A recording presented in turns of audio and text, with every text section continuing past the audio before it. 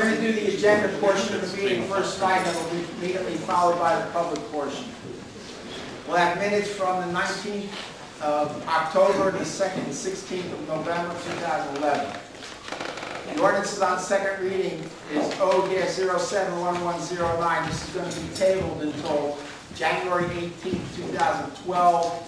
This is the solid waste collection and disposal. The reason it's going to be tabled is that the mayor's office was in contact with Rutgers University today. They will have an agreement in place by that date.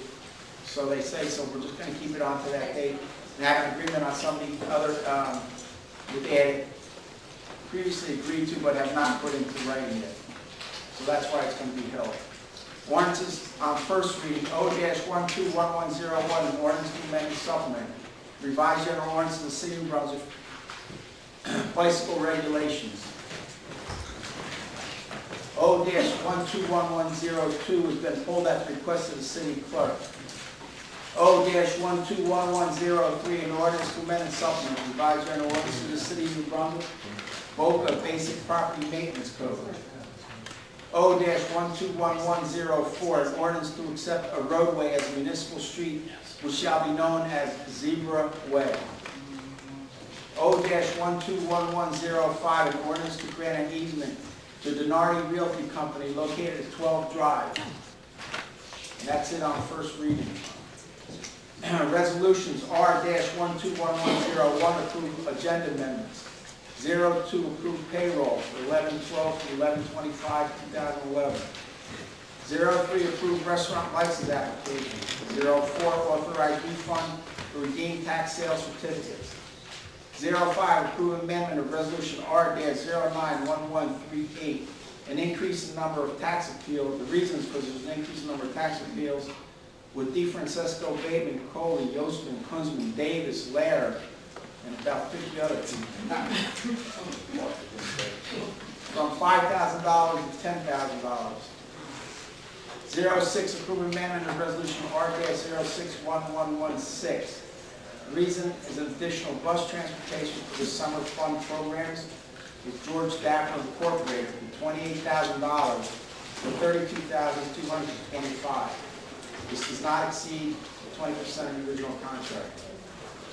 07, authorize rejection of bid and authorize purchase under state contract number G-8022 for automotive parts and accessories. 08, authorize rebid for work uniform, boots only, no bids were received. This is for the Public Works Department. 09, approve award of contract with Northia Corporation for medium heavy equipment parts and repair services, a 2-year contract not to exceed $126,000. 10, approve award of contract with Stefano Construction Corporation for the milling of various city streets not to exceed $90,150. 11, approve award of contract to Design Ideas Group for final design of construction administration for 81 Renton Avenue, Community Center and Museum, not to exceed $98,550. 12, approve amendment of resolution R-061117. The reason is an additional $2,500 for work uniforms with Atlantic Tactical of New Jersey from $5,000 to $7,500. The increase is over 20% of the original contract. 14 is being pulled at the request of the tax collector as unnecessary. 15, authorize tax collector to transfer overpayments to several tax, water, and sewer tax. 16, authorize refund to mortgage services. The reason is duplicate payment against 166 Hamilton Street against 2012 taxes totaling $1,553.51. 17, approve request to extend the relaxation of the noise ordinance and lane closure requested by New Brunswick Development Corporation for Saturday work at the Wellness Plaza, location Jellin Street between Patterson and Church, 7 a.m. to 5 p.m., Saturdays and evenings through December 31st, 2012. 18, approved raffle license for Angie Emmett Memorial Temple. 19, approved person-to-person transfer of liquor license from from Eero, trading as Darrell Wine Bar and Restaurant, to New Save, trading as Darrell Wine Bars and Restaurant. 20, authorize shared services agreement with the City of New Brunswick and County of Middlesex for the 2012 operation of 2 shuttle buses, not to exceed $128,958. 21, authorize Water Department to purchase one 2012 pickup truck from Flemington Buick Chevrolet Pontiac GM Cadillac. The amount is $18,120. 22, approve amendment of resolution R-081127. The reason is an additional amount of $2,785.79 to pay the final bill to Stavola Asphalt Company for bituminous materials. The increase is over 20%, excuse me, of the original contract. 23, approve amendment of resolution R-071132 to extend the contract through December 31st, 2012. This is for the UEZ Clean Team. Term January 1st through December 31st, 2012. The amount is $125,000. 24 is being pulled. It's under an ordinance now, O-121105. 25, approve award of contract for on-site elevator inspection.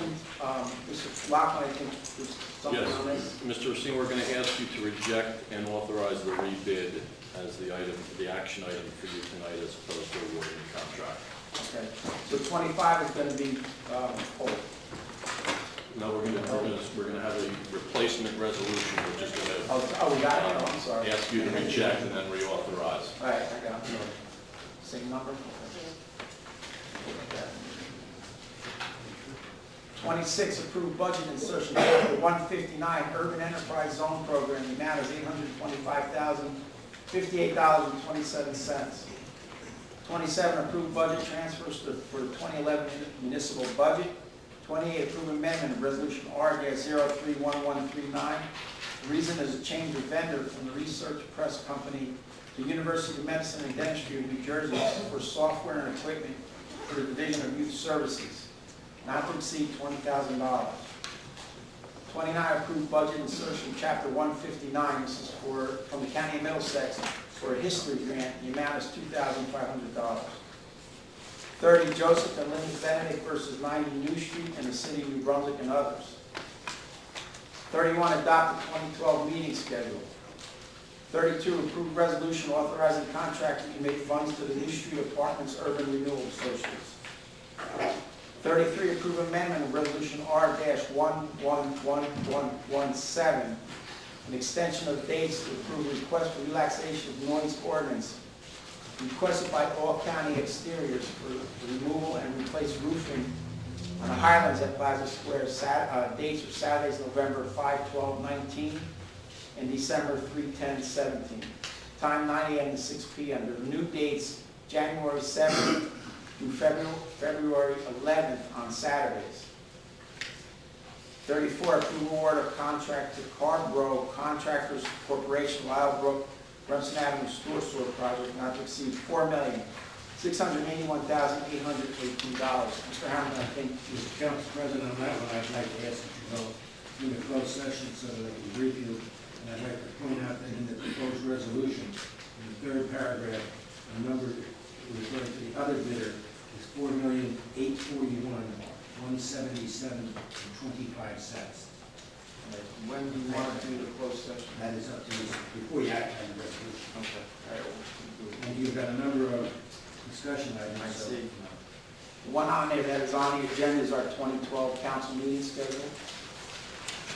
It was pretty straightforward, except July 4th, and we put July 5th on it. Obviously, not going to meet on the 4th of July. Meet the day after, that's good. And everything else stays the same with times Yes. for the summer as this That past. was unfortunately. The second item is ABC The Gala Cafe review conduct and conditions.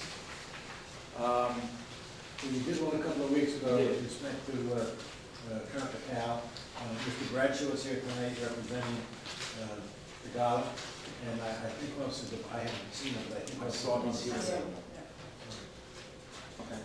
That will not require a resolution when you get finished unless you, we're not recommending one now. But, you know, obviously you could come up with one, but I don't think you need for the completion of the agenda. Do you care when we do this either? Or we'll do it in the beginning of the public meeting. Next one is with regard to the new taxi stands set up. I didn't get the resolution completed because we needed some dimensions. And I kept Mr. Goldman pretty busy all day long on other matters.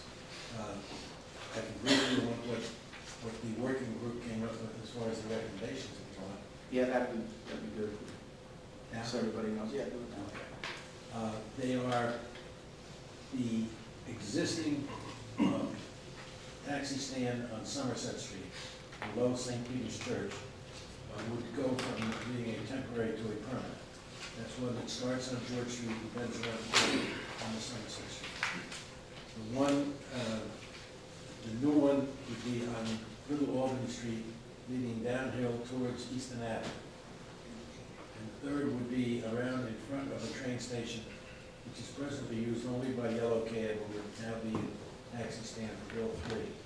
Bill 3 would be marked with yellow curving, appropriate signage, and we are seeking and don't need outside approval for crosswalks on the Somerset Street site, but we will need county approval on the Easton Avenue site going down on Albany Street, and that's being pursued initially by the police director. And the reason they're not going back to Wall Street? Wall Street is now a two-way street, and there's not room for.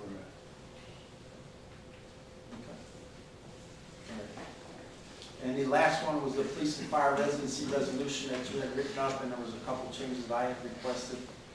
Well, let me say this, you were all over the lot, the 500. So I didn't come up with a final version. I obviously can, and I know where there's 3 books. Where were you over the lot at? I'm willing to speak for myself. I was initially pretty enthusiastic about exploring how we could do this within the law and encouraging the legislature to take a look at it as well. But in the meantime, I've done some research, and what I found most troubling is that other municipalities have implemented such an ordinance or resolution law to restrict who may apply for these opportunities to people among their own socioeconomic class, shall we say. So I found that disturbing. What we're trying to do, or what the spirit of what I was trying to do was enable more participation by members of our community, but certainly not restrict opportunity. In addition, residency doesn't necessarily create participation in the community. We have some non-resident members of our public safety crew, if you will, who are not residents of New Brunswick, yet very involved in New Brunswick recreation and other matters. And then we have some who are residents of New Brunswick and don't participate enthusiastically in some of these projects, which is their right. So as I've learned more about this, I'm now hesitant to support asking the state legislature to do something when it's not clear that the results I desire would pan out. The point that I wanted to make is that you are in fact asking the legislature to act on the matter, and it's not going to sail through. It's going to be strongly resisted by police unions and perhaps by fire unions as well, for their own reasons.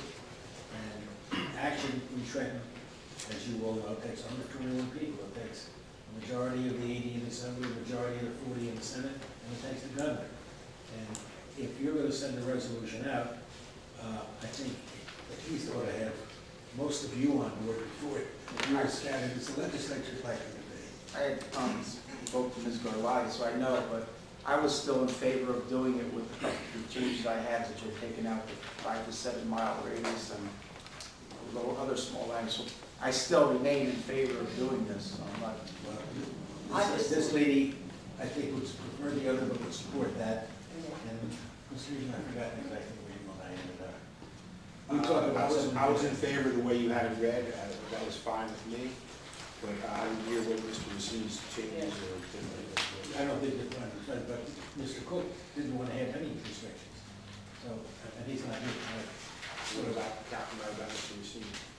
the changes that I suggested, we could take out the 5 to 7 mile radius because He doesn't want to expand the city boundaries. it doesn't sound, it's not residency if they don't live in Franklin and East Brunswick. So So, proximity, but not residence. correct. So, I'm fine with that. When I put it together for the next meeting, yeah, and we'll put it up. yeah. And I think that even though it might not create any change in the legislature, like you say, it takes a long time, I think that it sends a message. No, it's what you That what we you want. want, Yeah, that's it. like, and you have to start somewhere. Might not happen, but we have to take a stand sometime, even though we know that it might not at our time. It might be 10 years from now, who knows? Anything else, Mr. Hamilton? Mr. Lockton? No. All right. We're going to go to the public portion of the meeting now. The meeting will come to order. Clerk, please call a roll. Councilmember Cook is absent. Councilmember Egan. Here. Council Vice President Escobar. Here. Councilmember Garlotti. Present. And Council President Racine. Here. Please be advised that the notice requirements of the Open Public Meeting Act have been complied with and satisfied in the annual notice, which gave sufficient notice of the time and place and conduct of all public meetings of municipal council of the city of New Brunswick.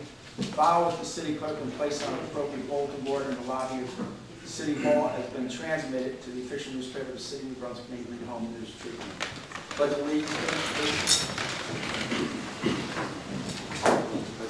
I pledge allegiance to the flag of the United States of America and to the republic for which it stands, one nation, under God, indivisible, with liberty and justice for all. Please remain standing for a moment of silence for those who lost their lives in the conflicts in the Middle East, and as well as the 70th remembrance of the bombing of Pearl Harbor in 1941.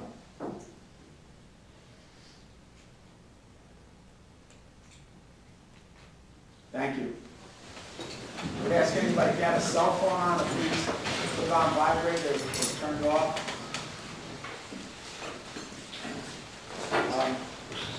We'll do the minutes.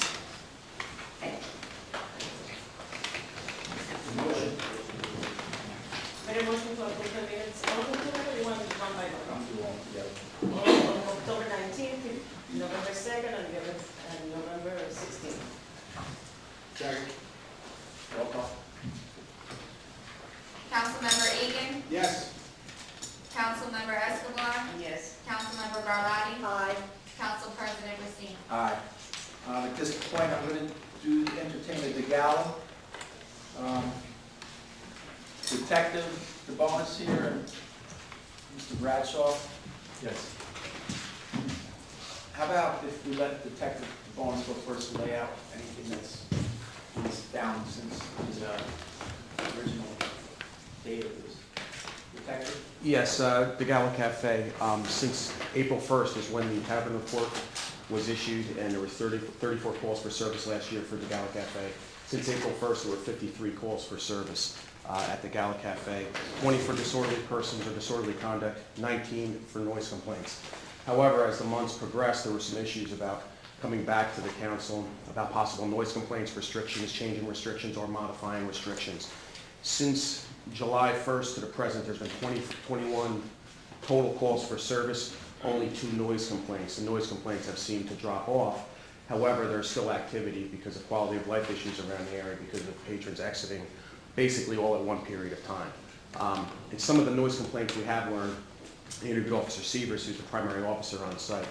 A lot of the noise complaints weren't directly related to the establishment As far as noise, however, we're directly related to the patrons exiting the establishment. So one of the officers' responsibility is to move the patrons along after the establishment closes.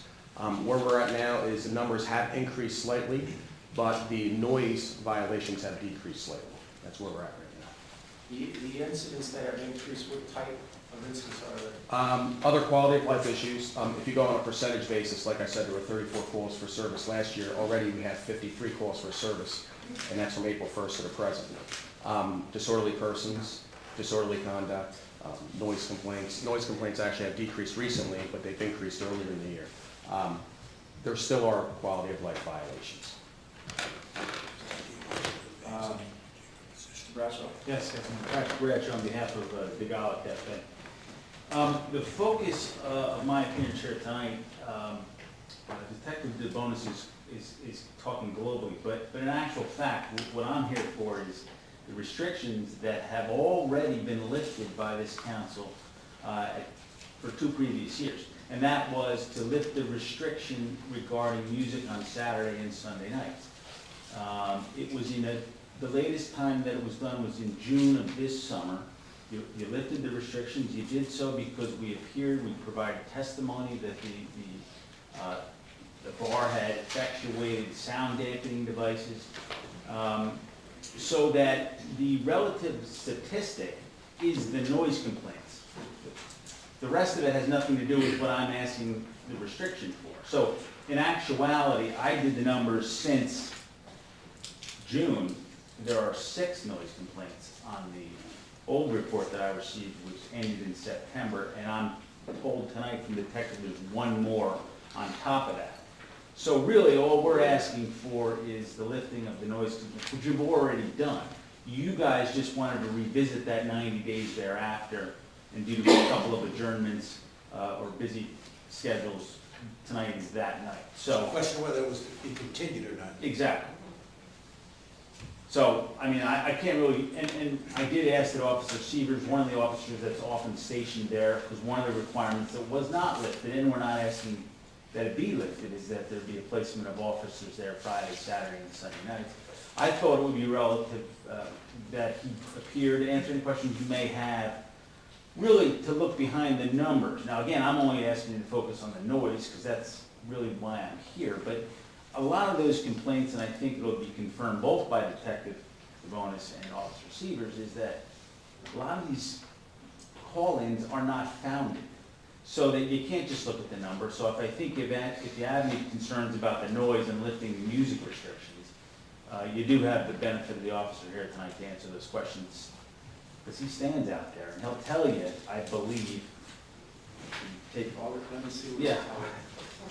Officer, in your experience standing out at the establishment, has there been a difference? Has there been better, worse, the same? As far as the noise is concerned, yes, there's been a difference.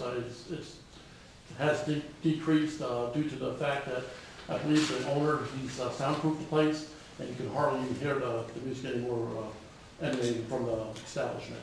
The only problem I have is that closing time.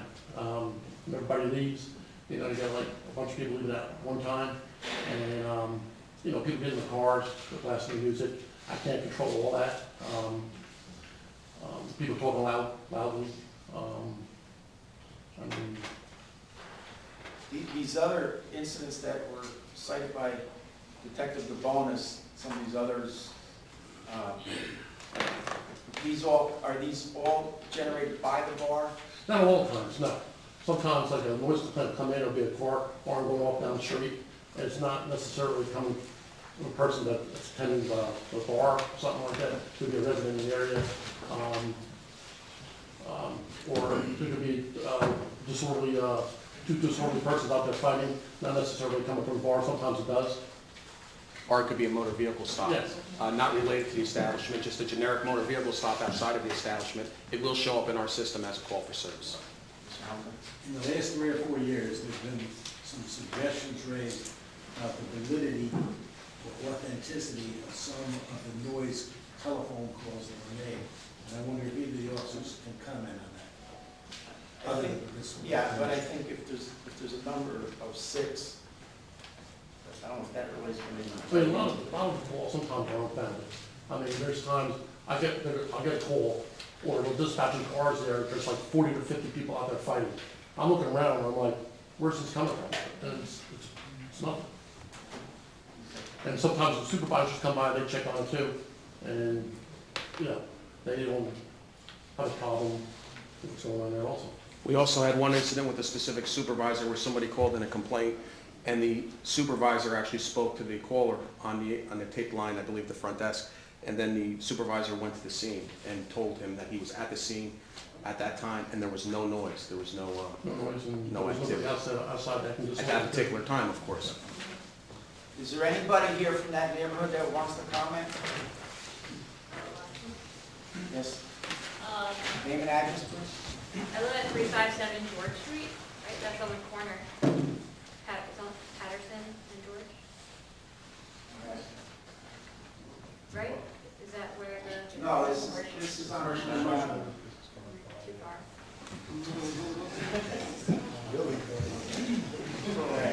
Mr. Hamilton, our applicant here will leave the issues in place as it is.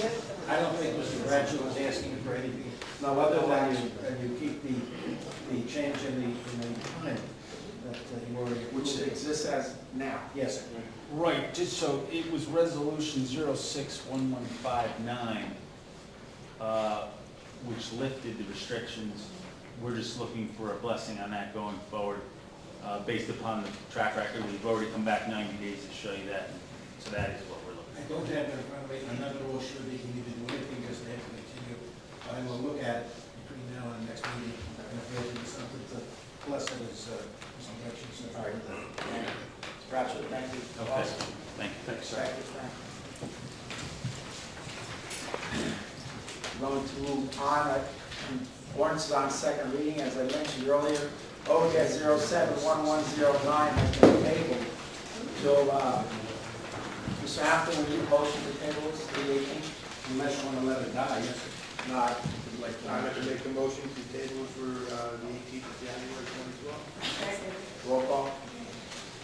Councilmember Egan. Yes. Councilmember Escobar. Yes. Councilmember Garlotti. Aye. Councilmember Racine. Aye. We have ordinances on first reading, O-121101, an ordinance to amend and supplement the revised general ordinance of the city of New Brunswick bicycle regulations. Mr. Patterson, can you just give a brief summary of this? Sure. And before you start, just let me say, Mr. Patterson, I appreciate the work that you put on this. I think you did a great job on it. We spoke a few times, and I think it's a lot more extensive. We had some input from walk lasting, bike lasting, and there's a gentleman also here from the bicycle. Living American Bicyclists. American Bicycle Association who also has some review of the ordinance, and it seems to be, they seem to be very much in favor of the ordinance coming out.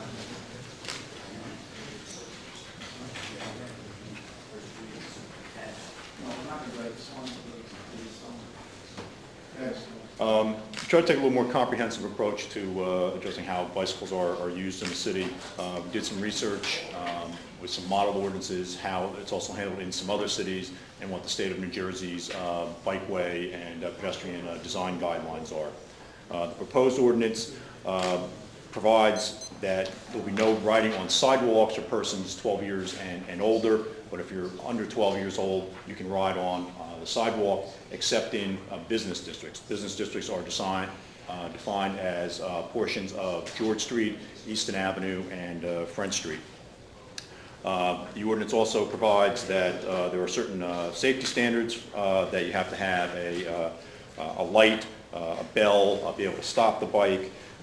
It also discusses that cars have to give right-of-way to bicycles in certain circumstances. If a bicycle's making a left at an intersection, you just can't run over the bicyclist. You should, when cars are overtaking bicycles, you have to give them room to ride, not crowd them into the towards the parked cars where they might get what's called doored.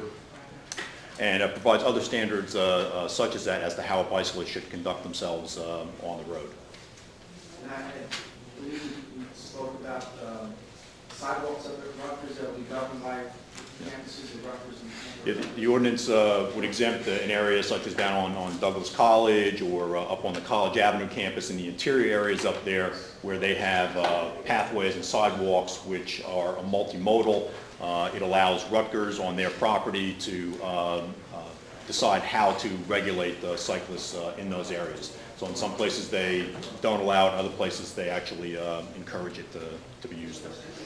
Thanks. And I'll also mention on Route 18, the sidewalk area that is on the Boyd Park side, that is actually designated as a multi-use path, and that is available for cyclists to use.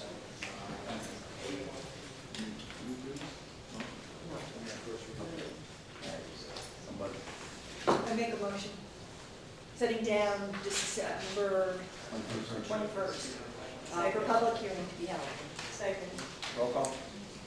Councilmember Egan. Yes. Councilmember Escobar. Yes. Councilmember Garlotti. Aye. Councilmember Racine. Aye. O-121102 has been pulled. O-121103, an ordinance to amend and supplement the revised general ordinance of the city of New Brunswick, Boca Basic Property Maintenance Code. Motion that we send it to December 21st and public. Second. Roll call. Councilmember Cook. Sorry, is absent. Councilmember Egan. Yes. Councilmember Escobar. Yes. Councilmember Garlotti. Aye. Councilmember Racine. Aye. O-121104, an ordinance to accept a roadway as a municipal street which shall be known as Zebra Way. I move the ordinance setting down December 21st, same day to be advertised. Second. Roll call. If you adopt this now, the fact that you're introducing it will also permit the engineer to permit it to be done until this ordinance is finally adopted. You use the roadway. Thank you. Councilmember Egan. Yes. Councilmember Escobar. Yes. Councilmember Garlotti. Aye. Councilmember Racine. Aye. O-121105, an ordinance to grant an easement to Denardi Realty Company located at 12 Drive. I think it should say 12 Industrial Drive.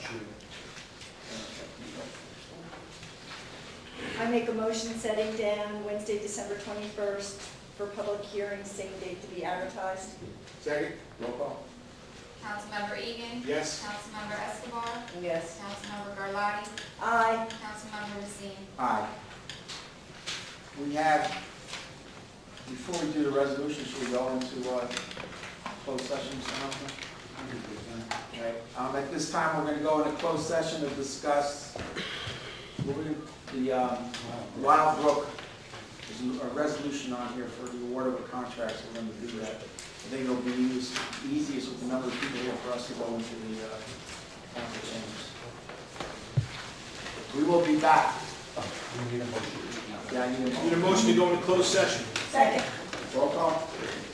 Councilmember Egan. Yes. Councilmember Escobar. Yes. Councilmember Garlotti. And Aye. Councilmember Racine. Aye.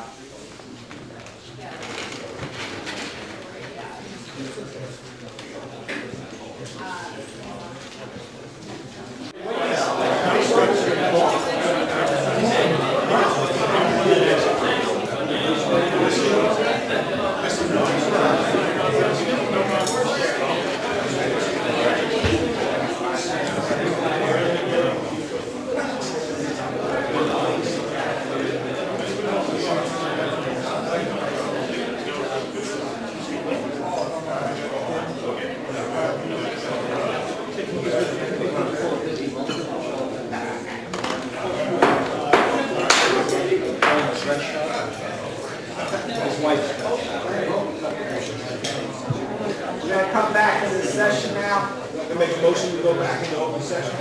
Default. Second. Councilmember Egan. Yes. Councilmember Escobar. Yes. Councilmember Garlotti. Aye. Councilmember Racine. Mr. Hamilton on closed session? Yes, the closed session was a matter of advice of counsel and threatened litigation.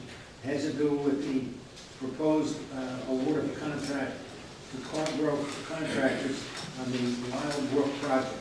And the purpose of the closed session was to explain the history and the, if you will, the consequences of acting or not acting with respect to this particular project tonight. And it was agreed that it would stay on the agenda and it would be voted on and either pass or not pass. Thank you. We're going to move on to the resolution to the consent agenda. We have R-121101 through R-121134. 14 and 24 have been pulled, and 25 is being replaced with so we pull the existing one and replace Now, we're replacing it with one that's called for a rejection and rebuild. Right, so we're replacing it with the same number to reject and rebid for elevator improvement inspections. Does anybody wish to speak on any of these resolutions? Anybody? Name and address, please. on the Gretchen Spencer, 21 Bergen Court, New Brunswick. The zebra way? Yes.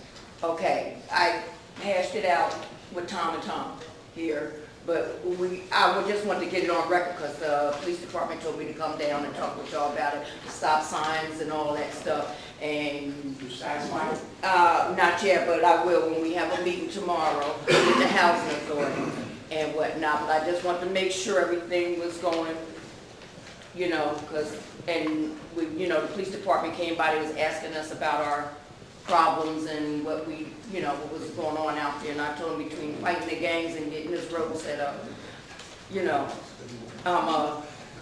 the gangs will be next though.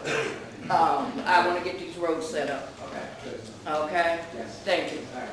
Again, on the resolutions, anybody on the resolutions?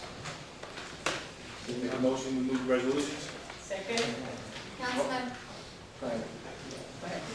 Councilmember Egan. Yes. Councilmember Escobar. Yes. Councilmember Garlotti. Aye. Councilmember Racine. Aye.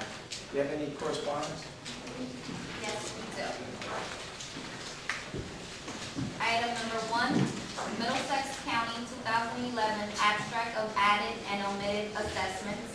Item number 2, an invoice from Versol Services Group regarding professional services rendered through October 31st, 2011. Item number 3, a copy of a letter from Sprint regarding the renewal of lease agreement. Copy number 4, a copy of a letter from the Township of Edison regarding their master plan ordinances. Item number 5, notice of deficiency from DEP regarding remedial investigation at 6th Ward Service Center, Duke and Cortlandt Streets. Item number 6, a copy of a letter from CMA Inc. regarding 6 Sycamore Street site performance bonds. And item number 7, a copy of a memo and attachment of MCUA regarding 2012 budget rate schedule and service fees, solid waste division. The correspondence will be forwarded to the appropriate departments for further actions. Thank you. Anyone on council wish to address the public? No, sir. Anyone from the public wish to address the council? Yes, name and address, please. My name is Judy Karanowski, 5 Convict Street. I just wanted to know why the city council still refuses to do anything to curtail juveniles' operating hours in light of another shooting on Thanksgiving morning. This is my 3rd time being here because I live on the street. I'm standing there phone calling the police as someone's getting beat down. And I don't understand. I've been here for 3 years because they're probably one of the only owners on the street. And I'm just tired of it. I don't understand why you told us to get police officers in there off duty to patrol. That didn't happen. You said, oh, we'll get them to close at 2 o'clock. When the bar's closed, that didn't happen. 5 a.m., everything wide open. 3 o'clock in the morning, why do I have woken up by gunshots? I can't have anybody in my family in front of my house because all this craziness is outside my window. And I don't understand. I've been coming here for years, and no one's doing anything. I mean, this is like, I don't understand. I voted for the city council, and right now you're cowards. No one will step up and do anything for the residents. And like I said, I mean, the police department's getting hammered right now, I understand. But I've also seen the police come on my street, and I've seen the harassment they've gotten because juveniles and the city council, your accomplices in allowing gun-toting criminals, those whoever, to come in after hours and just hang out at juveniles and then say that, oh, there's nothing we can do, or we're gonna try to do X, Y, and Z. I've asked many times, when there's a mobile unit parked on the corner, there's the van, whatever, it's already a deterrent, it's much more quiet, and people tend to keep things moving. I asked, well, why can't you have just patrol, not every day, but just sporadically? Again, that's a huge deterrent. I know because I'm standing like this with my cell phone in the window, watching the police roll down my street as they're being surrounded, and they're being effed up one side, down the other, and then there's these clashes with the residents and the police, and then, like I said, they're getting hammered, the residents are upset, and then the city council, you have an opportunity to be proactive instead of reactive and do something about this place, and nothing is being done. Nothing, zero, nothing. I've been there my entire life.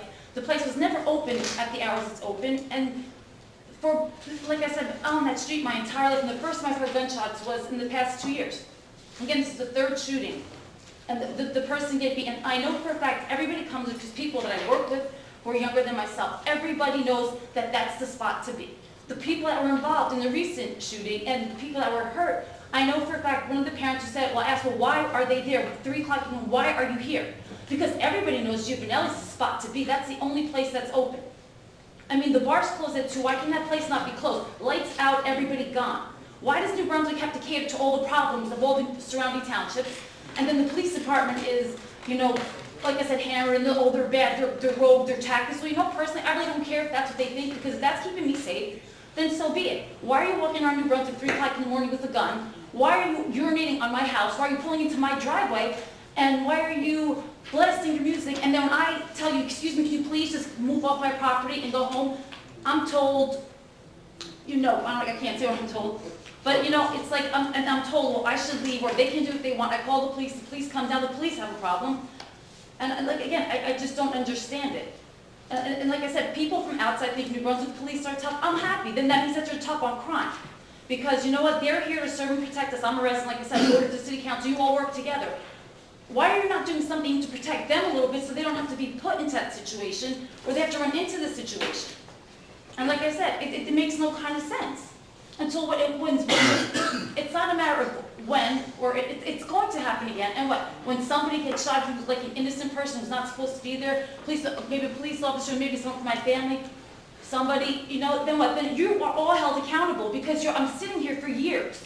Anytime I come here to speak on any problem regarding anything in that area, we're told the same thing. Oh, we'll do a lot of lip service. You have ordinances to protect my ears. Don't honk your horn in New Brunswick. You're gonna, that's a problem. But there's nothing to shut down an establishment that caters to gun-toting thugs and criminals, and everybody in the area knows that's the place to be. And the police know it. And there's just nothing being done. I mean, there's some type of loophole that they're able to operate the hours they're operating. Well, then what's the loophole so I can get through there and find a way to shut them down, since you don't want to? I mean, really, I'm sorry if I'm beating a dead horse, but I'm coming here for years. And again, the city's on notice. If something happens, you were all accomplices. You were all responsible. You're not helping the city. You're not helping the residents. You're not helping the police department. No one. And then it's a problem. And then what? Again, we have reactive city council. Well, then it's too late. I don't understand how other places can close. It's loitering. You're up to 3 o'clock. Oh, the doors are shut. But there are 50 people there. That's loitering. Isn't there a sign that says no loitering? Isn't there a law ordinance against loitering? I hear nothing. I mean, I wish somebody tell me why someone's not here from Juveniles? Why someone's not here? Would you give me one reason and defend why you should be open until 5 o'clock in the morning? There's nobody here. I mean, I realize that there's mostly college kids. I know a lot of them are busy, don't have time. But I'm there. And like I said, I've never heard a live gunshot until the past 2 years. And they're literally in front of my house. And the fighting in front of my house. The police are there. And again, I don't understand. Why aren't you, like I said, helping the police department? They have their problems, they have their issues, I understand. But they're being hammered. And there's nothing being done. I don't understand. I don't understand why there's no police. You said there'd be someone to the off duty, their own security. There's nothing being done. I will stand up there and I'll be the security. You have liaisons with the city, with the police. Oh, I'm a neighborhood liaison. I know what's going on. I'm telling you what's going on for years and years and years and nothing. And I don't understand I mean, can someone, like right now, give me something that you might consider, like shutting them down? Yes, I'm new to the council, and I do have a problem with Giovanelli's being open late at night myself. I would like to have the council bring the owner of Giovanelli's into the council chambers for December 21st. I'll We be should there. be placing restrictions on Giovanelli's, just like we do the Gala and these other places that we do. Because I see this as a problem myself. I live not too far from Giovanelli's, and I see it late at night, and I see it to be a problem. So I would It's like to getting have, I worse. would ask to have the owners of Giovanelli be here, bring some residents with you, and maybe we'll place some restrictions on Giovanelli's like we do these other places that we have restrictions on. It used Why to. should it, I'm not I'm done. sorry. Why should it just be a place that serves alcohol? This place is like I've seen it late at night, she's correct in what she's saying, and I believe it's about time that we did something about this place. Well, the entire Eastern Avenue, how about that? It's all the same. Well, take one step at a time. The whole street. Yeah, because, excuse me, but Wait, Giovanelli's. let's finish with one before we get to the other. Is that okay? That was a good start? Mr. Hamilton, Talking to the lady. send a, We can certainly invite him in here, we can, I can have you brief on what the past discussions have been, which are primarily Mr. Shammy, that's why I asked Ms. Gay to go out and call Mr. Shammy, he's not with us tonight, as to where it was last left. What this lady said is true, she's been here a number of times. I know. I never, that's what I'm glad that you, because we are new also to the council, so I have not heard anything. And like, although I live on the other side of town, I know what it is to hear shootings because I heard them from my living room not too long ago also where I live at. So I do understand, and I do, the public sometimes don't know, but the police is doing something about it. They're working on it with the resources that we have. But you're absolutely right, this establishment is, creating I'm not that blaming, issue there. I think we need to do something. I understand, I'm not blaming the police department, like I said, everybody, I'm basically been blaming the city council, because if the police department doesn't pass the resolutions, the ordinances, or the things that make our neighborhood safe. I mean, you talk about quality of life, I've been living there my entire life. And it's escalating, it's getting worse. In the past 2 years, 3 shootings. And like I said, I'm on the phone recently Thanksgiving morning. Why do I have to be at 3 o'clock in the morning with the dispatcher? You better get here like right now because there's a man getting a beat down in front of me. And then I happen to find out, I happen to indirectly know this person. And I just don't understand it. I mean, the city council, it's your fault. Are there 3 votes? Yes. Yes. I vote yes. You two were, and I assume that you two were. okay, so you're gonna reach out and get them in here? And we're to see what we can do as far as she said, shutting them down at a certain time. Catch up what the history has been from their point of view and from our point of view, and see where we move from there. I'm not in favor of them being open 24 hours. Oh, no way. Okay, all right. So make sure on the 21st that you come back. Is somebody going to be here? Because I'm going to be, I know you want me to bring residents here, but I'm like the only owner occupied. I will come myself, I'll defend myself too, and I hope, really, are they going to be here? Because I'm not going to waste my time. I'll be here with her, okay, because I know all about Giovanelli's. I'll be here with her. Okay. 21st? 6:30? Yeah. I'll be here. I'll be right here with you. Anyone else? Anyone else? Yes, sir, back. In that. Can I come to the podium? Yes.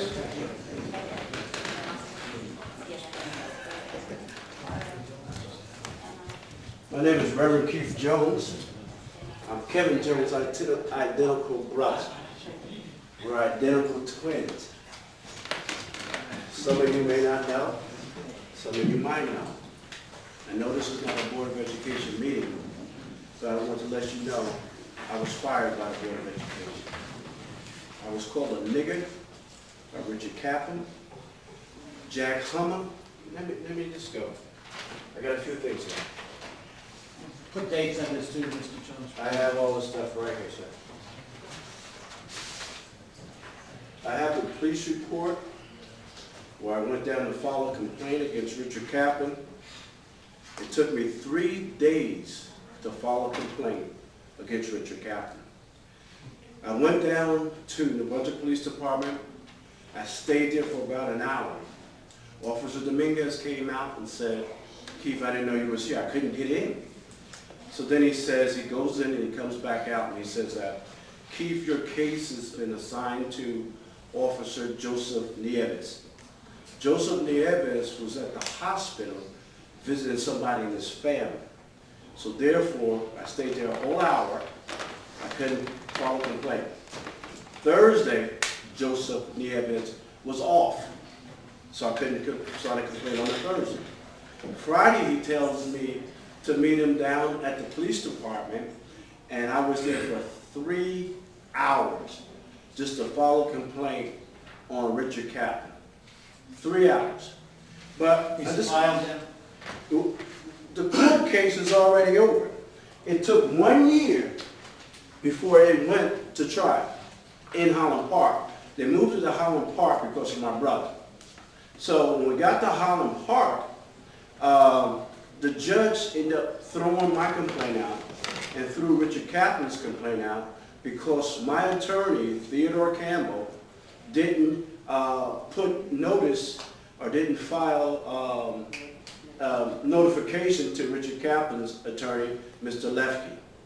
But Richard Kaplan was not cleared of everything. The judge rebuked him hard because they saw I had a witness in the courtroom to testify on my behalf.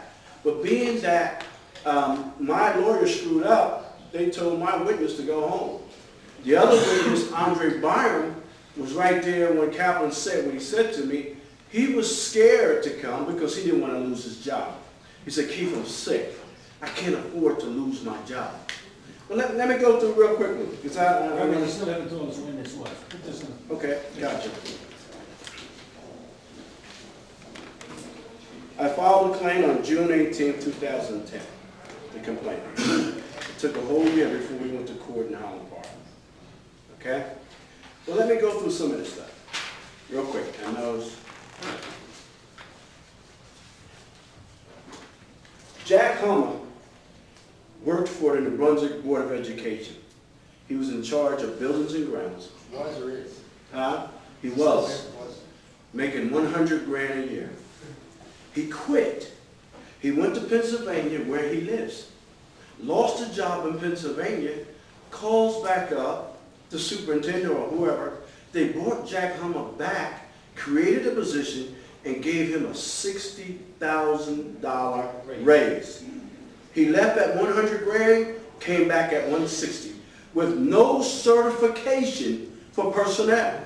We met with the district superintendent, and District Superintendent Dr. Samuel Stewart said, Jack Hummer is not certified by the state for personnel. He says, the way they wrote him up, they covered him.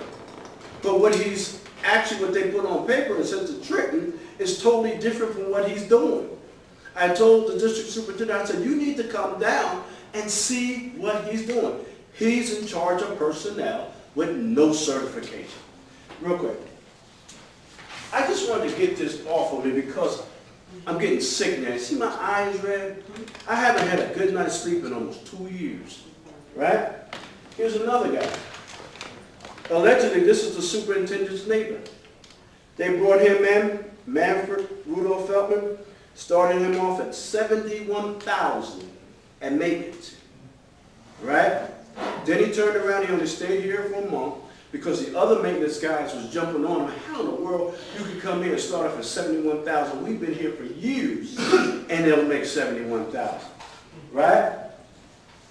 This guy, Paul Anthony Pappas Sr., he replaced Rudolph Feldman when he quit. But they didn't start him off at, see right here it says, Paul Anthony Pappas, position 1527, maintenance mechanic, buildings and grounds. Department schedule 8, maintenance, $54,000, replacing Rudolph Feldman. So how did Rudolph get 71 for the same position? This guy only gets 54, right? Then in the district, I always got blamed for everything. The head custodians in just about every school that I worked in, they were scared because, number one, I did my job. Number two, I took pride in doing my job. So when I was in the Kelly school, the head custodian tells Jack Hummer. What was your job? Yeah. I was a custodian. Tells Jack Hummer, Keith said he don't have to do no work because his twin brother works in the mayor's office. Every school I went to, the head custodian got real insecure because he's coming to take my job because his twin brother works in the mayor's office. Right? Real quick. I ain't going nowhere. Our contract states, whenever an employee is required to appear before the superintendent of the board or board committee or members thereof concerning any matter which could adversely affect constitution of that employee's his or her office, position or employment, or the salary or any increments pertaining thereto, when that employee shall be given a written notice of the reason for such meeting or interview, and he shall be entitled to have a notice, have a notice of the reason for such meeting or interview, and shall be entitled to have a representative of the employee's own choosing. Right? That's what our contract said. They sent me this letter, please report to a mandatory meeting. They chose my representative, right? The Board of Education. Then turned around, my supervisor was in the meeting who wasn't supposed to be in the meeting, because when there's a problem with two union members, it goes to mediation first, not straight to administration. So he was in the meeting, and I can email you guys the tape because I recorded the meeting. And the thing is, after I recorded the meeting, I showed David Adderhall, the principal of New Brunswick High School at the time. The meeting was over. You're here on the tape. It's over. He runs to get Jack Hummer, brings him back in the building. Him, Jack Hummer, and the head of the union. Jack Hummer got his finger right in my face, spitting and pointing. I'm going to prosecute you to the fullest extent of the law if you don't give me that tape and give it to me now. The head of the union is telling me, give him the tape, Keith, you're insubordinate. So they suspended me, right? Because I wouldn't give him the tape, because the meeting was over. It says, this is confirmed. You are suspended, right? You will return on Monday, December 22nd. This suspension is based on unwillingness to re-enter a meeting when the meeting was over. And the union president let it go down, right? After that, my doctor put me out for 2 weeks. My blood pressure went up to 200 over 120. I was in the cafeteria trying to get myself together because I was going through some changing. Jack Hummer comes in the cafeteria. He sees me. He starts yelling and screaming, did not tell you to get out to school and get out now, right? And then I mustered up enough strength. I said, man, leave me alone. And then I turned and started walking to go out of school. I said, Keith, get out to school. And I started to go. So I was trying to get myself together. I caught him out of the side of my eye running at me. And I turned real quick and braced myself because I didn't know what he was going to do. And he slid. And then started hollering, I threatened him. Right in the middle of the cafeteria. Did you hear what he said to me? He just threatened me. So I went out for 2 weeks. I came back after 2 weeks. Right? They called the New Brunswick Police Department on me. Right? To come up to the school and question me on terroristic threats on Jack Hummer. They escorted me up to the main office, David Adderhall. And when I got to the main office, I saw the two officers in Adderhall's office. Then I saw the union president sitting in the conference room. And I said, I'm not going in there with her because she didn't do her job. So that's why I'm in this mess now. So I said, I want to exercise my collective bargaining agreement right. I want to represent my chief. Right? I chose my rep. She came. But in the meanwhile, the union president was running around the office chasing me, trying to tell me something. I said, I want to hear a word you got to say. Until my rep, her name is Kate Smith. I said, I want to hear a word you got to say until my rep comes. Then we got into the conference room waiting for the police to come in.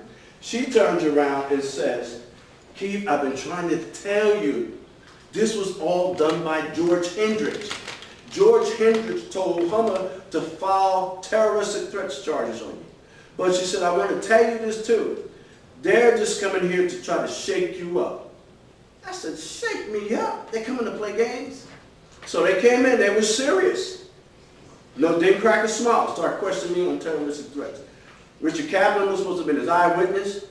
Then they had, they tried to force a custodian to testify against me, Hubert. So, turned around after all that went down. I called Middlesex County UNICEF representative Nancy Grabelli. Nancy Grabelli started howling and screaming at me. Kate was supposed to tell you they didn't come there to do nothing to you. They was only supposed to play soft with you. I said, I don't play games like that. Right? So after that, right, I got Officer Dominguez. I called for to see if the report was done, because it was about 2 weeks had elapsed. He said, Keith, I'll be right to school, I'm going to talk to you.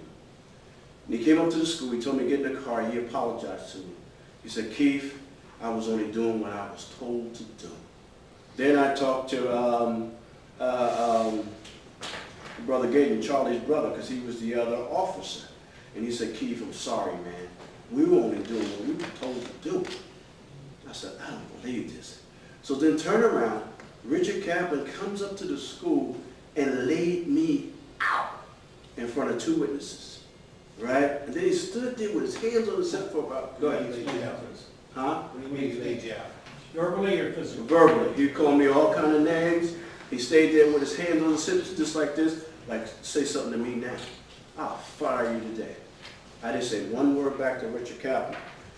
Then my doctor put me out for a month. Chest pains, everything. Not only, I ended up going to see a psychiatrist because it was stressing me out. And it's still stressing me out to this day. All the sleepless nights, right? So turn around.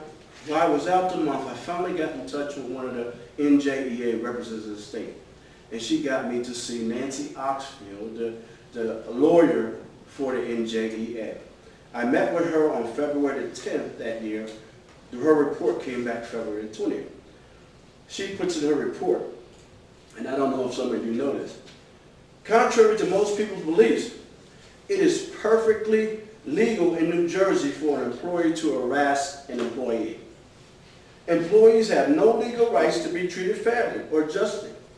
Employers can treat employees inequitable, be angry, erratic, and hostile. That came from the state union rep? The lawyer. Right? And let me finish. It said, hostile, in fact, generally causes a situation when an individual gets simply sick by coming to work or thinking about to come to work without the employee having any legal recourse. That's what she put down. Then she writes, if you have an unjust discipline, the avenue to pursue having this discipline removed is a grievance. Under the collective bargaining agreement, evidently it is now out of time for the NBEA to pursue a grievance, thus the document will remain in my file. That's a suspension letter, right? Here's all the grievance steps. It's supposed to go all the way down to 4 steps. I didn't get 1 step, right? From the union. That your union did not respond to you? Didn't do nothing. Let me show you what the union did. She said in her report, there was no grievance filed. The same day that her report came back to me, her conclusion, I was down in the NBEA office and they were backdating a grievance letter. Right? She says, she dated the letter. Now, I met with her February the 10th. Her report came out February the 20th. The union, NBEA, backdates a letter to January 22nd. Right? And then it started going on telling about, yes? Reverend John, just going to ask. You've been through an awful lot. Yes. Do you have anything procedurally now against the union, or against the Board of Education, or against any of the officials? No, I don't. And the reason why, they know that we don't have $10,000 or $20,000 to go get a good lawyer. Not only that, they know most lawyers won't take this pro bono. They want some money because they got to eat too. What is it you would like the council to do? I mean, this is, anybody has got to really respond to what you're saying, but I'm not sure where it's going. The reason why I came down to you guys live here. Everybody on that Board of Education, most of them don't live in this town. You got Spencer, you got Seawood, and the night I went, and Caldwell, the night I went to try to plead my case to get my job back, I didn't get up to 12 midnight to speak because I had so much support, teachers and everybody, because, you know, I did my work. They stalled until 12 midnight. After 12 midnight, I got up to speak. The Board of Education meeting wasn't over until 1 o'clock in the morning.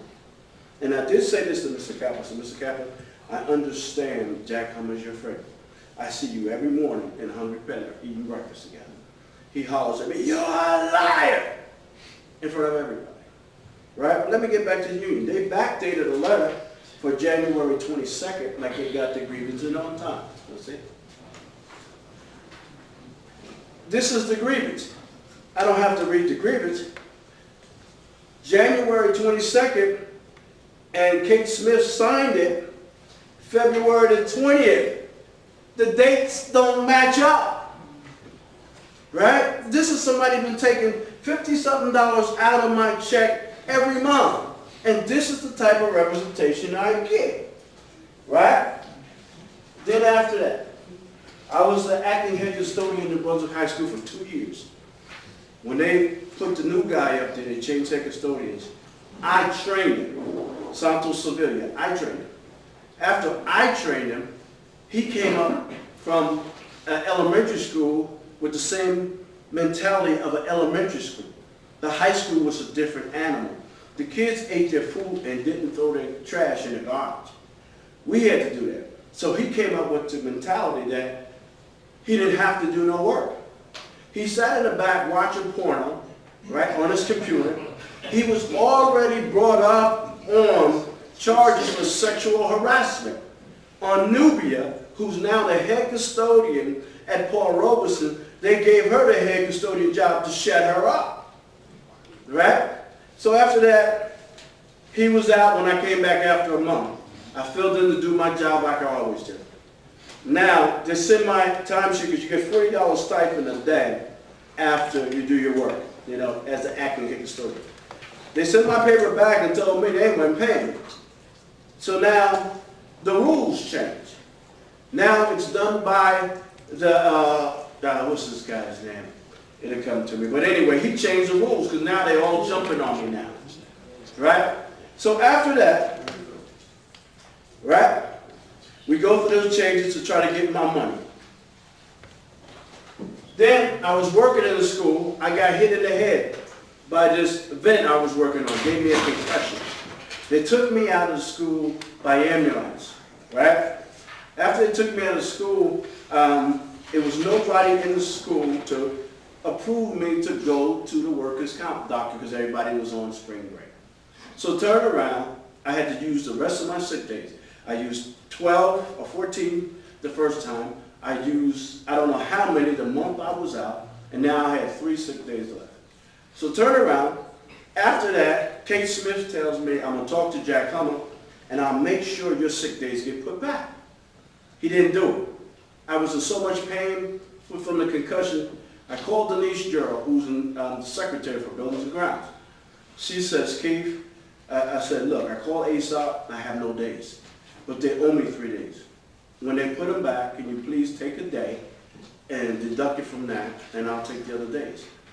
She calls and tell them, I never called. Right? So then turn around. They docked my check, $225. Right? Because they got me for no call, no show. And then it says, on April, you failed to report that you left the building at 1 p.m. on April 22nd. Right? Then I presented all this to the Board of Education. April, right, 22nd, I left the building. I'm sorry. It's April 17th, I left the building, didn't tell nobody. Not only did I tell the head custodian, I went to the office and signed out. This is high school lunch signed out and in, and dismissal sign out sheet. Scroll down to Keith Jones, I signed out at 1 o'clock. Keith, Yes. I don't understand what the union was doing if you have all this proof. Brother, you can see what they was doing. They was firing me. But the union's supposed to be on your side, correct? It So that's why I'm here. So is the city. Good joke. That's why I'm here. They did nothing to try to protect me, right? Then after that, they said, after the concussion, I finally get a chance to go to the comp doctor. The comp doctor would not put me out of work behind the concussion. Send me to work, he said, you got to do alternate sitting and standing. No lifting over 5 pounds, no repetitive bending, stooping or twisting, no climbing chairs, ladder repeatedly, no reaching above your shoulders, no pushing or pulling 5 pounds. I'm a custodian. Okay, real quick. Then, it said, please be advised with the New Brunswick Board of Education, your employment with the Board of Education is terminated July the 1st. This year? No, this was 09. I've been going through this for 2 years. So then turned around. My head custodian, he came in at 6 o'clock in the morning. He left at 3. He comes out and didn't see my vehicle in the back where we park our cars. Automatically, he calls down to Denise Jerb, the secretary for Buildings and Grounds, and tells her Keith left an hour early. So they called me to the office because I was in the building. What happened, I took my wife's vehicle to her at lunchtime, came back, and my son was picking me up at 4 o'clock. So he calls down and tells Denise that, you know, Keith left. So Adderhall didn't want to hear a word she had to say. So when I got to the office, they gave me the phone. Said Denise is going crazy. When I got the phone, Denise assumed that I was Dr. Adderhall. And I let Denise talk. I don't care who his brother worked for. I don't care who his brother is. He needs to be fired and needs to be fired today. I mean ASAP, not wait till July the 1st. And I let her talk. And then I said, hey, Denise, you talking to Keith Jones. What? Right? So after that, then she still didn't let up. She kept calling to get the keys from me in May. And here I am, supposed to be fired July the 1st. Then when I went for the hearing to get my job back, like I explained earlier, the union refused to represent me. They sent me the letter, right, Richard Kaplan saying that, you know, I can pick a rep of my choosing. They refused to represent me. I had to represent myself. Then I had to hear Keith is always fighting the city. 20 years ago, I helped James Neal run for mayor. And they're still holding that against me. But it wasn't only me, it was me and Kevin. It was me and Kevin. And then when they saw that, he got over 2,000 votes that year. They said, oh, he's getting too close. Well, let's get Kevin. Mr. Howard asked you earlier, what is it you want, expecting for wanting council or? Look, council, I know you guys can talk to these guys and get me my job. Get his job back. Get me my job back. I was fired unjustly. Not only that, they bring in all their friends, right? And they ride out of town with all this money. $71,000 for maintenance.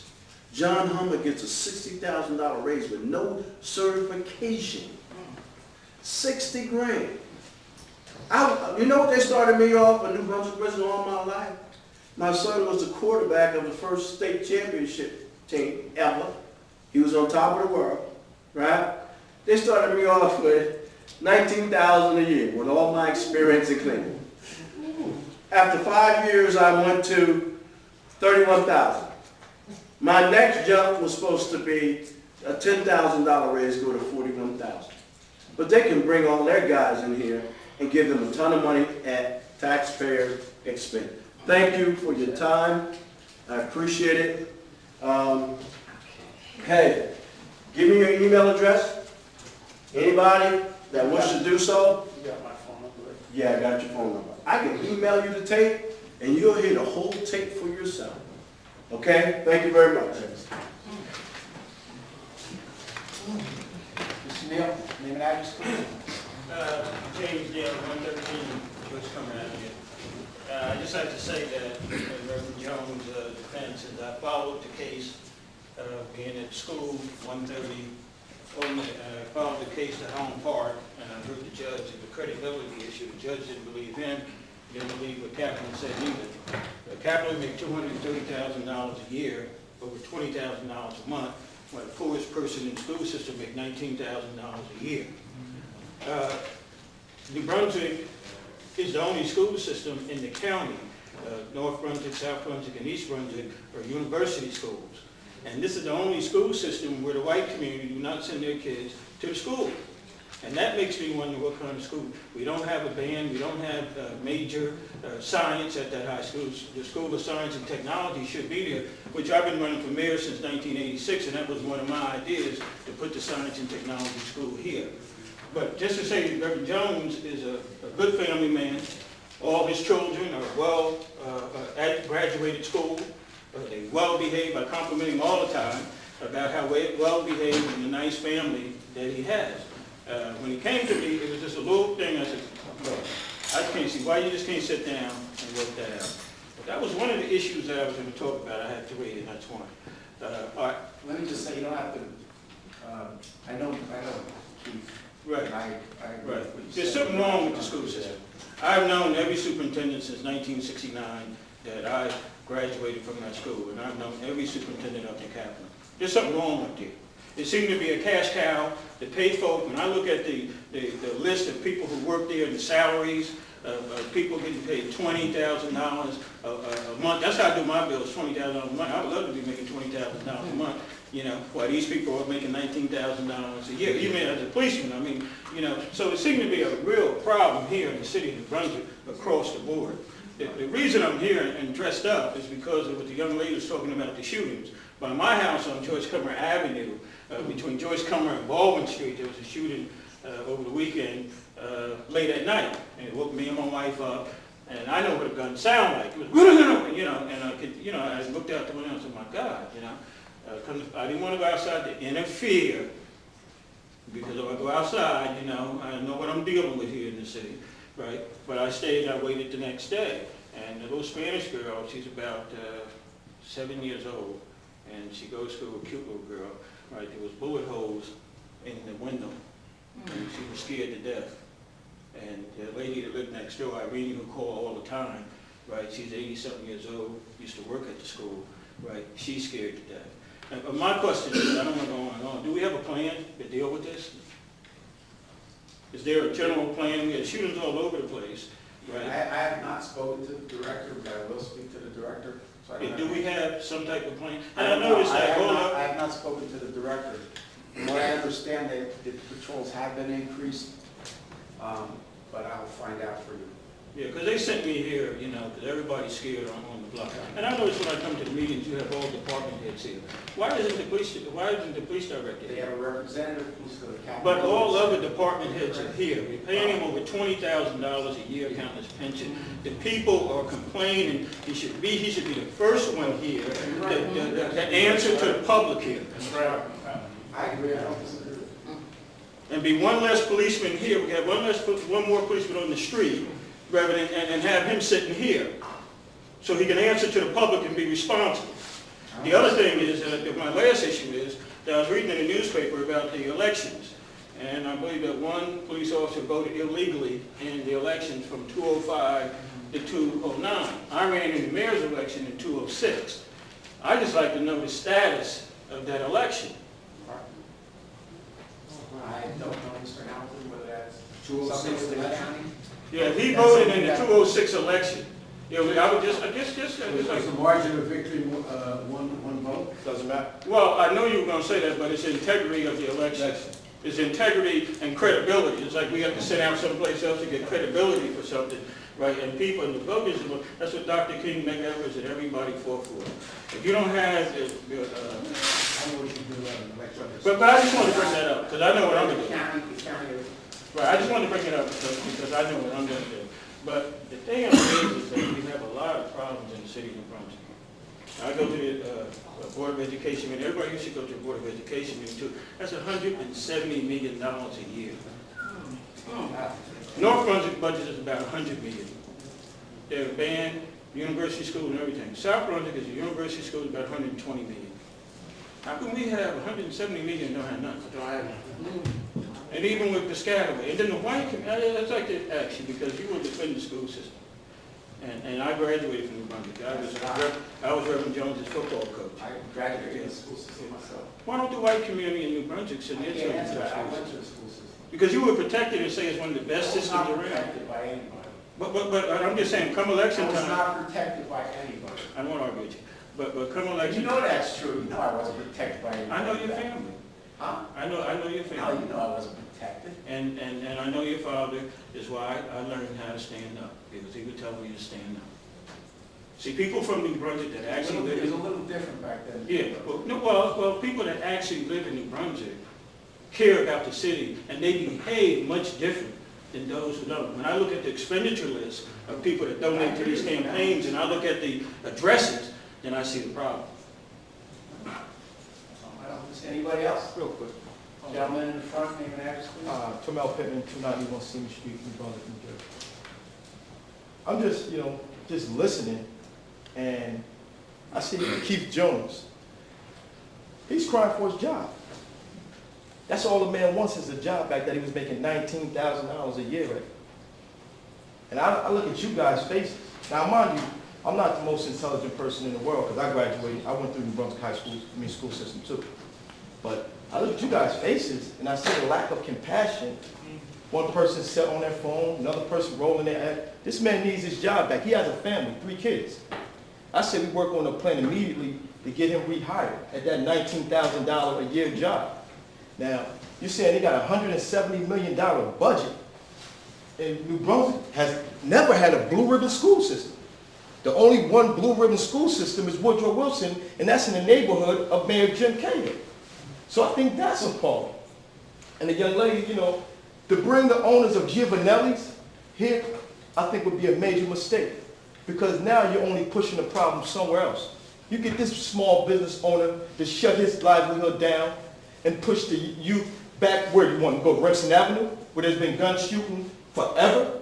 Just because it's on Eastern Avenue for a few years, we can't tolerate it. Let's close this man's business down, push them back to where they belong, and let them shoot up there. But the problem is, you're going to have gun-toting thugs walking around the neighborhood when you're putting them in a warehouse to get educated.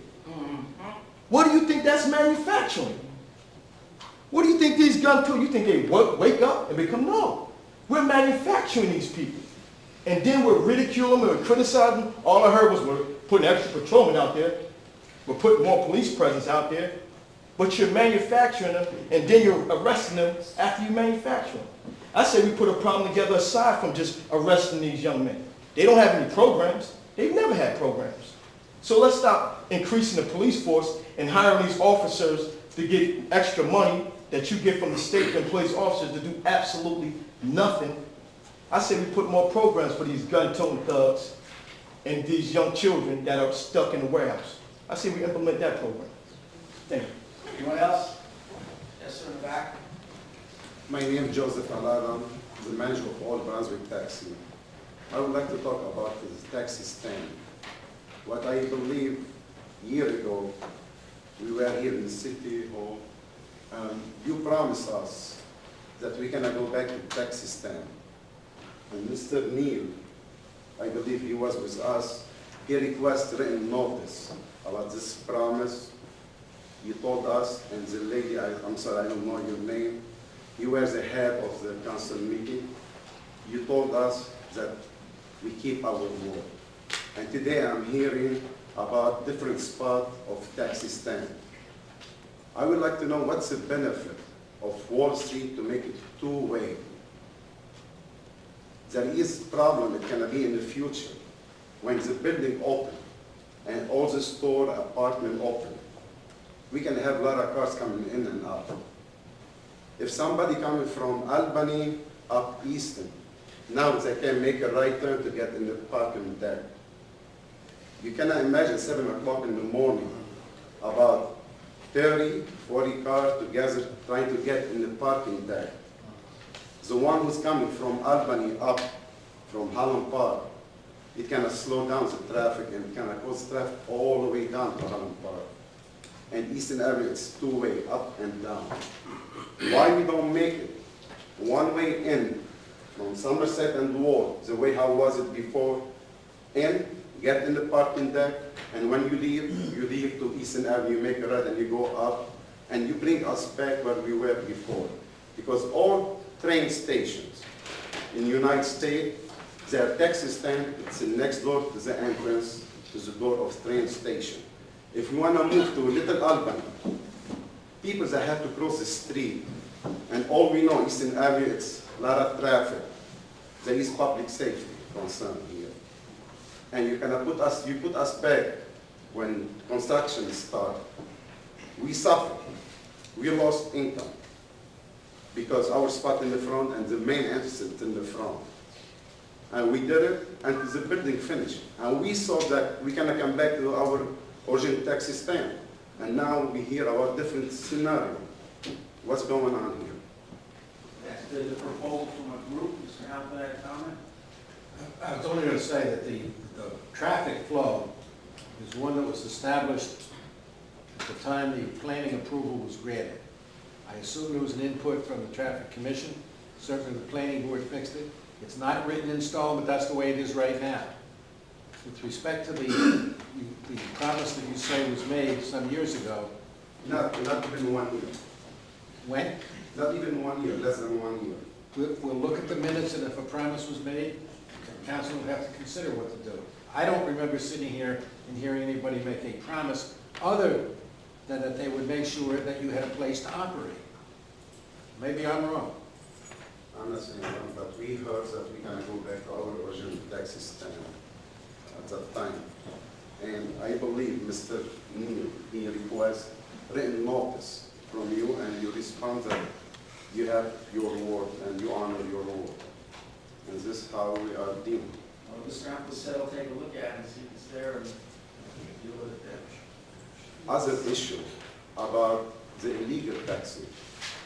I know you did ordinance to stop them. And I believe you forced the rules, the ordinance for the first 2 weeks. After 2 weeks, they came back and more taxi and more private car. They operated as a private car more than omnibus taxi license. Captain Milligan, can you look into this on it? It's a daunting task. I mean, we haven't let up. We've been fighting this battle since 2001 when I was in the Army, and Joe knows it. When's the last time you wrote a check? This morning. Out of town cab picking up at the county college. It's just, it's a huge undertaking, and they keep changing tactics once they catch on to what we're enforcing, and then we have to change our tactics, and I don't see this ending anytime soon, but we haven't given up the fight. Thank you. Anyone else? What, more? You done? Yeah. Okay, thank you.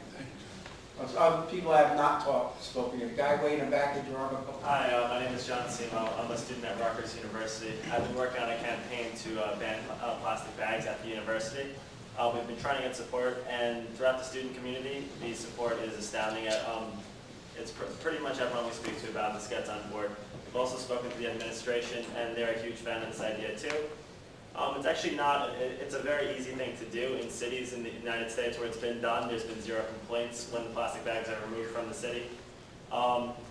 So we're hoping to bring a resolution to the city council in January to see what, but I came today to just find out what you guys think about this, this initiative. Right now, I don't know. First I'm hearing about it. I haven't heard that there was anything going on yet. If you can get some informational material to the clerk that he can distribute to the council tomorrow or something, or, you know, at some point before, so we have it. But I mean, I don't know at this point. But Ms. Garlotti? I'm sorry. When you say a ban of plastic bags, do you mean every single plastic bag, or are these like the grocery sack kind of bags that you're referring to? Like the thin, non-reusable grocery bags that are used in stores, like the single-use grocery bag, they just end up in the street or eventually in the ocean. And just because, like, newspapers come wrapped in plastic sometimes. Right. You know, I carry things around in my little Ziploc bags sometimes, and I just wanted to know what the scope. Everything we use pretty much is wrapped in plastic. We're just looking to tackle the non-reusable plastic bags right now, because that's the biggest use. And sorry to clarify one thing. But before you present the resolution request to the council in January, make sure you get that information to the clerk. So I'm sure you have some facts and. And to clarify one thing, I said Dan, and that's I wanted to propose maybe a tax on that, because if you propose maybe a 10-cent tax on every bag used, that usually deters people from using them, and there's really no complaints from those people. They just bring reusable bags, reusable canvas bags, which, I think everyone can unanimously agree that that's a better option. All right, thank you. Thank you. Anyone else who has not spoken? Sure. Sean Monahan, Harvey Street. I'd like to second that idea. I know it was done in Ireland and really reduced the number of bags that were out there. I'd just like to offer my services as a videographer in the event that Mr. Bray is not able to make it to the city council. So I'll give him my contact information. If he would let me know if he can't make it, I'd be happy to fill in. Anyone else? Yes, sir, name and address, please. My name is Kamil Ayib from New Brunswick Taxi. About the last ordinance city issue about illegal cab pickup and drop off in New Brunswick. Took us 10 years to the city stand and put ordinance about to enforce the illegal cab in town. Took not even 2 months to enforce it, and we saw it. When the city enforced it, in 2 months we see a lot changing in town with the cab. Thanks to the police of New Brunswick gave a lot of tickets. But suddenly, like some order came in and stopped. We see it. When they stopped, they came down more than ever before. And they hurt us a lot. So, since last February when the city made the ordinance, a new ordinance, and they enforced it not even 2 months, what happened after that? Just have cap. Yeah, I understand. They give the ticket and nothing happened. I understand. They give a ticket. I know a lot of officers down there doing the job.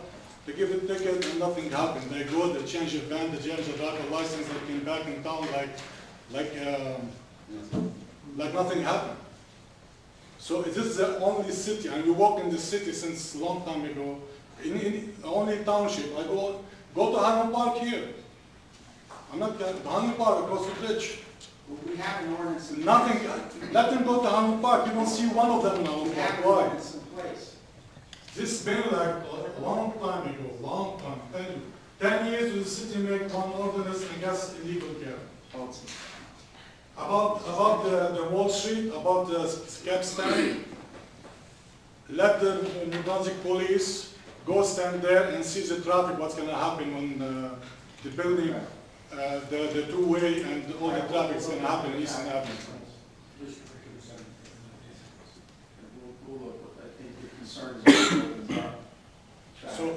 So when we can hear about from the city about the cab stand? So we should hear about it. Yes, but I don't know when. Because should the city do a decision about cab stand when the buildings was the construction? This just came to us. It's not a resolution. We just came to you. You know this from when the building started. You're right. Okay, thank you. Well, Mr. Neal, I see your hand up. Yeah, I just want to finish my point. I'd like to show my support for my friend with the taxi company. They always been supporting me and the children of the Brunswick. Mr. Pittman made a real good suggestion there. Sometimes we may not like the person that's saying what they're saying, but it needs to be said because we have a serious problem. If we had a better school system, starting really with the middle school and down, and we had the right examples in that school, and people from New Brunswick that have, even when I had the drill team, and you've been at many of my affairs back in the day, we didn't have these problems then. But even it's hard for me to get in there. And I talked with Mr. Kaplan, had a meeting with him and everything. They just don't want to hear. We got outsiders running the school system.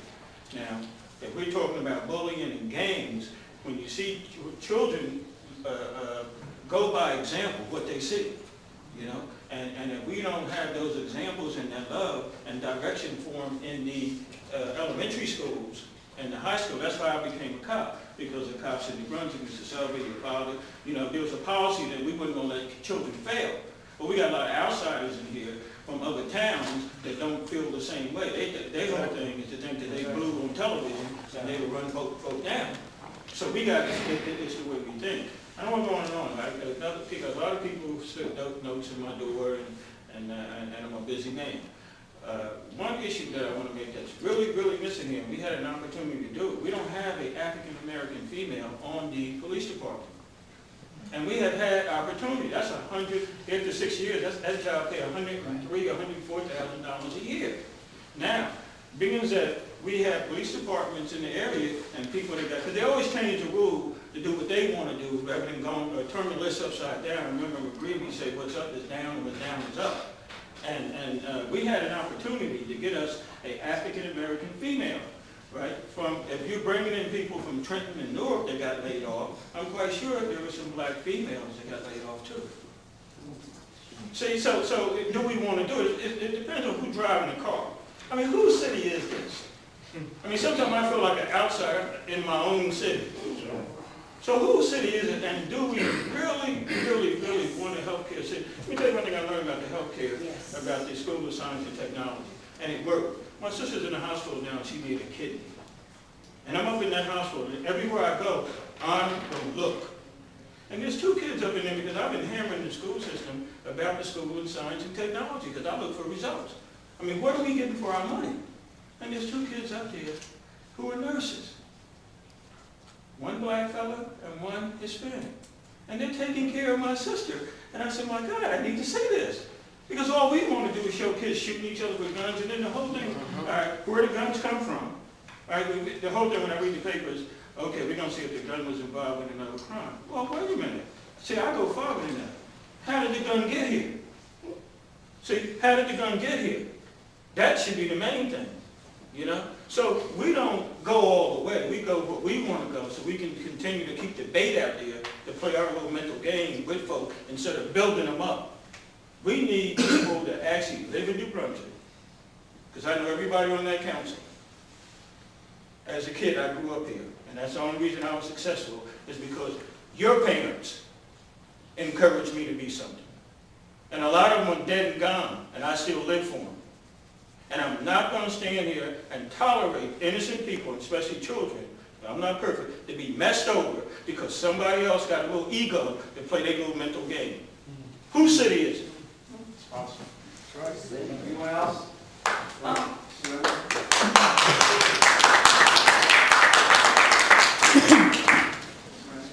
Yeah, Charles Render, Harvey Street. Just a couple of points. On the bike ordinance that you introduced on first reading today, I was at the Traffic Commission meeting this afternoon, and that has not been referred to them. And it's obviously going to have a large impact on traffic in general in New Brunswick, and it seems to me logical that you might want to defer final action on that until you refer it to the Traffic Commission and give them an opportunity to examine it in detail. Mr. Patterson did give a presentation on it, a brief presentation on it, roughly along the lines of what he said to the council tonight, but without a great deal of detail. One question I had, and it was answered in the negative, was whether or not the ordinance provides for any kind of signage, any kind of education, any kind of publicity, because drivers coming in and out of the city mostly don't live in the city.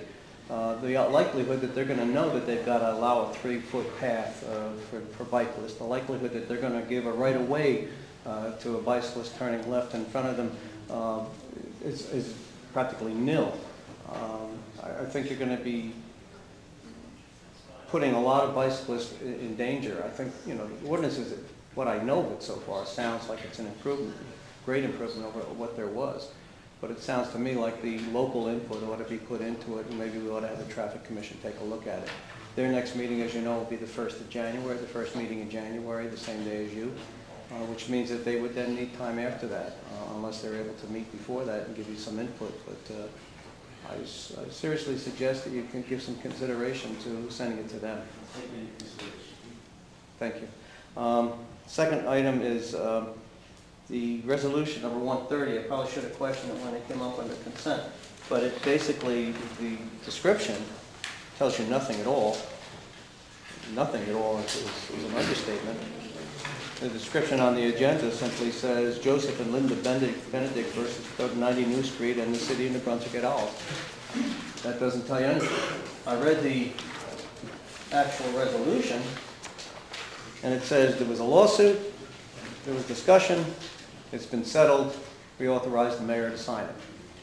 It says also it's going to go back to the planning board for revision of that. But can anyone tell me, maybe Mr. Patterson, specifics? What was the problem? What was the lawsuit over? Was there any payment made? Are there attorney fees assessed? No payment by the city. Better wait till the next meeting. Whoever's testimony to see the attorney who represents the city. Are there any payments by the applicants to the city for our legal fees? There was no exchange of money involved in the lawsuit. Nothing going on behind the city. I can't swear that, but that's what you understand. Well, can we ask Mr. Patterson to give us a brief description of what the applicant got and what he's going to change? And Mr. Patterson, do you know the answer to that? I wasn't involved with the lawsuit. Well, it was the planning board. Mr. Patterson sits on the planning It's on board. appeal now, so that the final word has not been written on it. They're coming back to make some changes in the site plan, as I understand it. Well, that's exactly what we're told in the resolution, but it tells us basically there was a lawsuit, we moved to settle it, and we authorized the mayor to sign the settlement. Boom, the resolution was passed. You can't get any detail at all? Can you wait till Mr. Shammy comes back? I don't know anything more than what I've just articulated. Will the mayor hold off signing until Mr. Shammy explains to us? Signing order, he doesn't sign resolutions. No, you've authorized him to, that the mayor is hereby authorized to execute and the city clerk to attest a settlement agreement and general release in a form to be approved by the city attorney. What I know from Mr. Shammy. Mr. Hamilton, give Mr. Renner some background on it. It's a lawsuit that Mr. Benedict filed regarding the 90 New Street project, because he was an objector to the project. I'm not familiar with exactly what all the settlements are with it, because that was handled by the planning board's attorney, not by the planning board staff. But it's a settlement of a lawsuit that he brought as an objector to that applicant's project. He was suing the applicant, and he brought in the planning board as the city because it was heard by the city's planning board. Can I ask what the 90 New Street project is? It's the mixed-use high-rise building that would be between the Morris Street parking deck and the Elks building. I'm familiar with the area, yeah. I just think it's a bad precedent to provide a resolution and provide an agenda item and no specifics. It may be immaterial, it may be nothing, it may be, no concern, but we start doing that and it's not a good practice.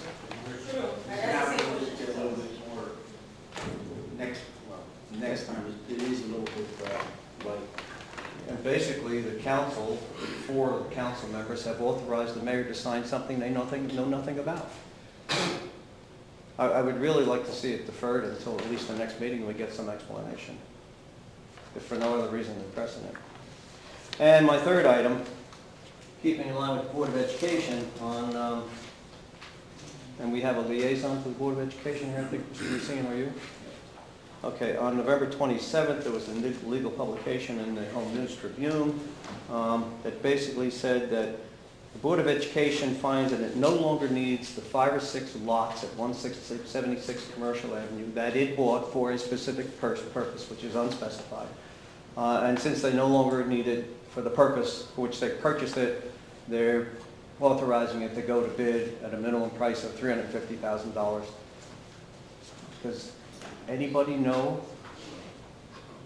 why the land was purchased, what the purchase price was, and why it's being sold, why it's no longer needed with everything that's going on, with education, schools, and the empty lot up in Livingston Avenue where the original high school used to be, I don't know, but I can find out. Okay, it doesn't give any dates in there as to when it's going to be sold. Great. I'm not sure why the Board of Ed originally purchased it. It may have been to provide some parking for the school there, and that they apparently don't have need for that. but we're looking at the sale of that to do some affordable housing on that site. So is there talk of the sale being made to a specific developer, or where are we at on that? From what I understand from the attorneys involved in that it has to go through the process where it's offered up through a public auction, which is why the board took this action.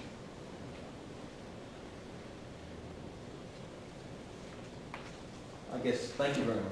Anybody else? Yes. Ma'am. Gretchen Spencer again. When are they taking the kids out of these warehouses? Not until the school gets built on Livingston Avenue, as far as I know. Yeah, because it's taken a long time. Right. It should have been back up before it started building that over there. That should have been the first thing. These kids' schools should have been back up before trying to fix up downtown. That's right. Because them kids need to get back in their schools and out of that warehouse. Because I got grandkids here, and I know they need to get out of them schools. Anybody else? Right. Whose idea was it to put them in the warehouse? Is that board, I don't know if that was a board decision back at the time of the school. Yeah, I guess I'm saying, like, whose idea was it? Specifically a person? That I don't know. Can we get to the bottom I of can it? check, I don't know if I'll be successful on a specific person's idea. Thanks. Sorry. Mr. Gray? In 1999, in the wake of the state Supreme Court decision ordering the state to build new and renovate school buildings and facilities in the so-called Abbott districts, the Board of Education developed a comprehensive plan for the reconstruction and renovation of all of its school facilities. That plan, as it moved forward, was derailed by the mismanagement by the state of the monies that the state legislature approved for the Abbott districts. Approximately $12 billion was approved, $8 billion for Abbott districts, the remainder of the money for the other districts in the state. The state took possession of Redshaw School. The state hired the contractor to knock down Redshaw School. The state ordered, actually I missed a step, prior to the demolition of that building, the state ordered New Brunswick Public Schools to vacate the Paul Robeson Community School and the Redshaw Elementary School. The space that the state wanted to originally put those students in was an existing warehouse facility in Piscataway. Mayor Cahill and the Board of Education were able to develop a plan to house them in a brand new building that has never been used for anything else but the school facilities that are currently on Van Dyke Avenue. And they were so-called the swing space schools because the plan called for, as the construction was rolled out, managed by the state, funded by the state, that our students would swing into and swing out of the swing space school, because each school project would take approximately 18 months from start to finish. So we depopulated those two schools. Then the state said, they knocked down the Redshaw School. Then they said, oops, we're out of money. The city applied to the State Department of Education to repopulate Robeson School, which allowed us to bring those students back into their neighborhoods and also save significant amounts of money from transporting those students, busing the kids across town unnecessarily. Unfortunately, because Redshaw School was knocked down by the state, by its contractor, we were ordered out to depopulate it. That site obviously has not been able to be reoccupied. However, since then, our project that we did have control of, the demonstration project, which was one of 6 statewide that were created by the state as part of the $12 billion funding, modeled after our successful redevelopment project of the Lord Sterling School on George Street. The state recognized the brilliance of our plan to build school facilities and wanted to see if it could be replicated statewide. And it was in 6 instances, and in all of those projects, they were built on time and on budget, as opposed to, well, no, I really like the opportunity to completely educate people. So the swing space school, we were able to bring the middle school out of one of the school facilities, because when we built the new high school, we were then able to renovate the old high school ahead of schedule, populate that earlier than we had thought. So we're only using one of the swing space schools, but if you go into the school, it does not resemble in any way, shape, or form a warehouse facility. It's got carpet. No, but it's got carpet. He kind of answered my question. He basically saying Corzine drug his foot, then Chris. Well, it goes before Corzine. It goes. Well, that's money from the state, and he ultimately said it was Mayor Cahill's idea to put them in the warehouse. Because he basically said... No, it was the state. The state was going to warehouse the students. Wait, listen. No, but don't put words into my mouth. I said the state was going to put them in a facility in Piscataway. The state was going to put them in a warehouse in Piscataway. Yes. Mayor Cahill decided to put them in a warehouse in New Brunswick. That's what you said. In a brand new building that's only been used as a school. A brand new warehouse. We go to school, we learn through our environment. If you go to that warehouse, it's gated all around. And not only is it gated around the entire building, the warehouse is exactly across the street from the unemployment office. Yes. You put them exactly across the street from unemployment office. And that was Mayor Cahill's idea. Say what it is. Councilmember Racine? Aye.